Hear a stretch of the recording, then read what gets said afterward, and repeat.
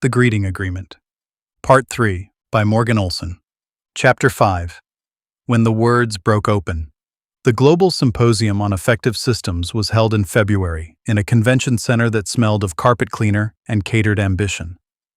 Mara had accepted the keynote 8 months earlier, when she could still imagine performing confidence in a large room. The hall glittered with screens projecting her graphs, light curves that danced when honesty peaked, flat lines when it died.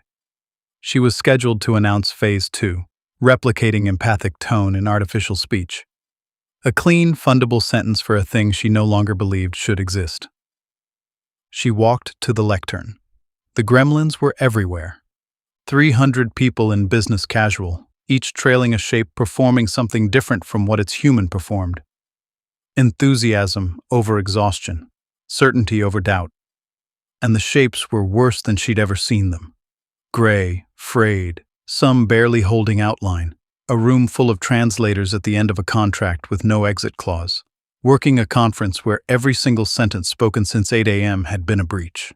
The noise of it rose in her ears like a tide that had been building since the dinner table. She opened her mouth to deliver the script, and what came out was, "I can't." Silence. Someone coughed. The slide behind her said, Phase 2, Synthetic Empathy at Scale in a font the sponsor had chosen. Sorry, She looked down at her notes and the words swam. There's a thing I measure. In the lab. When people say true things, there's a light. That's not a metaphor. It's in the data. I can show. She clicked the remote and the wrong slide came up and she stopped trying. The light only happens when it costs something. That's what I couldn't. For 20 years, I couldn't reproduce it. And it's because it can't be reproduced. It can only be spent. And this whole... She gestured at the screens, at the logos, at the room. This whole industry is me. It's all of us finding a way to study the thing so we don't have to do the thing. A murmur now, spreading. Someone near the front whispered, "Is she all right?" In the wings, a technician was talking into a headset. "You can hear them," Mara said, and her voice cracked in the middle of it, and she kept going. "You call it a gut feeling, reading the room. It's them. They're right." She pointed into the air above the audience, exactly as she had pointed above the dinner table at 8 years old, and with exactly the same result, 300 faces looking where she pointed and seeing nothing. "They're right there, and they are so tired, and we made a deal with them. We made a deal..." And the lights went. Not out. Loose. Every gremlin in the hall flared at once, the way the couples had flared in the lab, except this was 300 at once, and they didn't brighten so much as ignite, shapes tearing free of their humans and filling the aisles like static fog. And for 4 full seconds, the entire hall saw them. The screens whited out. Delegates screamed, or laughed, or grabbed each other. A man in the second row stood up with tears running down his face, staring at the frayed gray shape in front of him, and said, out loud, to it, I know. Then the fire alarm triggered the house lights, and the shape sank back into the ordinary air, and it was just a convention hall again, full of shaken people, with a woman at the lectern gripping its edges like a railing over water. Security walked her off the stage. They were polite about it. That was somehow the worst part. The official explanation was a projection malfunction combined with the speaker's medical episode. The university placed her on leave. Indefinite, worded gently, unmistakable. 2 sponsors withdrew by Monday. The dating app company kept her data and removed her name from it, which stung in a way she hadn't predicted. A viral clip circulated for a week. 40 seconds of a respected scientist pointing at nothing, captioned variously as a breakdown, a stunt, a haunting. 14 strangers emailed her. Every message different on the surface. Underneath, every one the same. I saw them too. I've always seen them. Please tell me I'm not. She read them all and answered none of them, yet because she still hadn't earned the right to. The book sat on her kitchen table, with its 7th page blank. Whatever she'd broken open in that hall, it wasn't the agreement. 300 people had seen the translators for 4 seconds and gone home to their old sentences. Revelation, she was learning, changed nothing by itself. Her grandmother could have told her that. Her grandmother had told her that. Don't let anger be the first thing you say. Anger had been the first thing she said. Anger dressed as a keynote. There was one conversation left. She had known it for weeks, the way you know about a tooth. Her mother still lived in the old house. Her father had left it years ago. Her mother had stayed, alone with the hallway and the lilac garden and the dinner table. And Mara had visited on holidays and spoken to her in the clipped logistical dialect that was their entire shared language. Flights, weather, the roof. 30 years of roof. She drove out on a gray Saturday. Her mother opened the door, already apologizing for the state of the kitchen, which was spotless.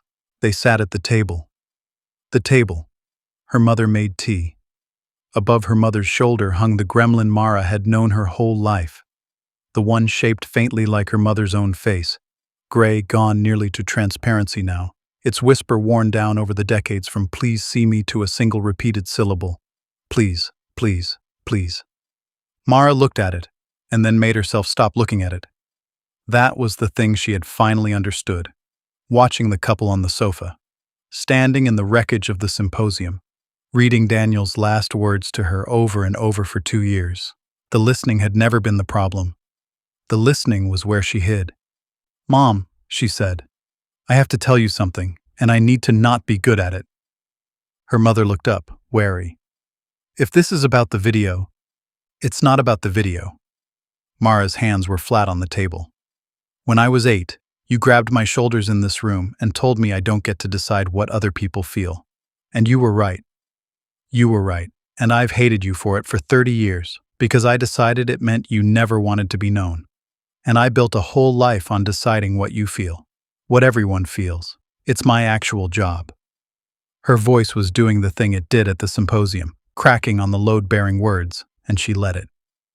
And I have never once, not one time in my whole life, just told you something true about me and waited to find out what you do. Silence. The kitchen clock. Her mother's hands around the cooling tea. So here it is. I'm alone, Mom. I lost the only man I ever loved because I couldn't stop translating him long enough to answer him. I got fired more or less in front of 300 people, and the person I wanted to call afterward was you, and I didn't know how, because we only know how to talk about the roof. She was crying now, unbeautifully, and she did not narrate it. I don't need you to fix it. I don't even need you to understand it. I just needed you to have it. The true version, that's all. Her mother sat very still for a long time. Mara waited. This was the part she had never once done, the waiting, empty-handed, with no undertone to read because she was refusing to read it. The longest 15 seconds of her life, hearing nothing but what her mother would choose to offer out loud. I saw one, her mother said. Mara went still. At the conference, on the video. Everyone said projection, but Her mother's voice wavered and steadied. When you were little and you pointed over this table, I grabbed you because I was afraid you'd seen mine. That you'd say what it was saying, out loud, in front of your father, and then we'd have to... She stopped. Started again, smaller. I've known it was there my whole marriage, Mara. I could feel it, saying the thing I wouldn't. I made you the liar because you were the only one telling the truth, and I have never apologized for that, and I am apologizing for it now. The gray shape above her mother's shoulder had gone very still. Say it, Mara said gently. Whatever it's been carrying, you don't have to say it well. You just have to be the one who says it. Her mother looked at her hands. The clock ticked, and then, in a voice Mara had never heard her use, younger, unarmored, the voice from underneath the laugh that rang like glass. I have been lonely, her mother said, since before you were born, and I wanted someone to see me. That's all. That's the whole thing. I wanted someone to see me, and I never once asked. The gremlin above her shoulder shivered, top to bottom, like a struck string. And then, Not violently, not in a flare, nothing like the symposium. It simply set its burden down. Mara watched it happen, the gray shape lightening, its worn edges resolving, its endless whispered pleas falling silent, because the pleas had finally been spoken by the mouth it belonged to. It looked at Mara. It had never once looked at her in 30 years, and inclined its head the way her grandmother used to. Then it stepped backward into her mother and was gone. Not faded. Home. Her mother exhaled, shakily, and laughed, a laugh Mara had never heard, with nothing underneath it at all. "Oh," she said, touching her own chest. "Oh, it's quiet." They sat in the quiet together, two women at the old table, out of practice, beginning. It was late when Mara got home. She didn't turn on the lights. She sat at the kitchen table where the book lay open to its blank 7th page, and she picked up a pen, and this time she didn't try to compose anything, because she finally understood why the ink had never held. The 7th article couldn't be written about. It could only be written from. She wrote, Article 7. A translator is released not when its human is understood, but when its human speaks. The agreement renews one sentence at a time, said out loud, by the one it costs. The ink sank into the page and stayed. Beneath it, in the margin, letters rose to meet hers in a fine hand that shimmered. The old hand, the translator's hand, countersigning, witnessed, begun, not finished. She noticed that. Begun. There was no ending clause, because there was no ending, just her mother's kitchen, and 14 unanswered emails she would now answer, and a man named Daniel, whose number she still knew, and every conversation left in her life, each one a place where the contract could be kept or broken, one sentence at a time, said out loud, by the one it cost. Mara closed the book and sat in the dark, and practiced the sentence she would say first. Afterward. She still hears them. That never stopped, and she no longer wants it to. She teaches again, a small college now, no lab, no sponsors. On the first day of every seminar, she tells her students there are 2 columns in every conversation, and that she spent half her life a scholar of the wrong one. Her mother calls on Sundays.